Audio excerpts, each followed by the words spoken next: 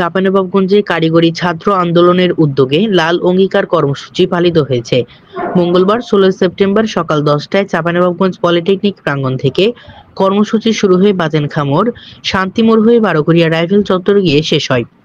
কর্মসূচির অংশ হিসেবে আন্দোলনকারীরা বিএসসি ডিগ্রিধারীদের অযৌক্তিক 3 দফা দাবির সম্মিলিত পুস্তিকা আগুন দিয়ে প্রতীকী প্রতিবাদ জানায়।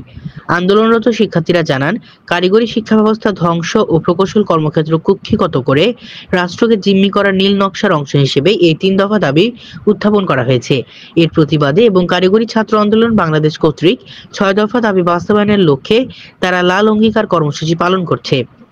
একসময় শিক্ষার্থীরা বিভিন্ন স্লোগান দেন, তুমি কে আমি কে, ডিপ্লোমা ইঞ্জিনিয়ার, 13 এর হাতিয়ার, গর্জে উঠুক আরেকবার, একটা একটা বুয়েট ধর, ডিপ্লোমাতে ভর্তি কর, কে বলেছে ডিব্বা, আমরা তাদের আব্বা। এই সময় আন্দোলনরত শিক্ষার্থীরা আরো বলেন, একদল মেধাবী আগেও আমাদের রক্ত নিয়ে ছিনিমিনি খেলেছে, এখন আমাদের রক্ত নিয়ে তারা পায়তারা শুরু করেছে। আমরা বলতে চাই, আমাদের রক্তের পরীক্ষা নেবেন না, আমাদের রক্তের অভাব নেই। যত ষড়যন্ত্র করবেন আপনারা মুখ কালো করে ফিরবেন। যে 3 দফা দাবি তারা তুলেছে তার একটিও যদি মানা হয় তাহলে আমরা কঠোর আন্দোলন গড়ে তুলব। লাল কর্মসূচি আন্দোলনের নেতৃত্ব দেন মোহাম্মদ রিপন আলী, মাসুম বিল্লাহ, আব্দুর রাহিম, মাহবুবুর রহমান সজীব। কর্মসূচিতে চাঁপাইনবাবগঞ্জ পলিটেকনিক ইনস্টিটিউটের কয়েকশো শিক্ষার্থী অংশগ্রহণ করেন। ডেস্ক রিপোর্ট, আলোকিত গৌড়, চাঁপাইনবাবগঞ্জ।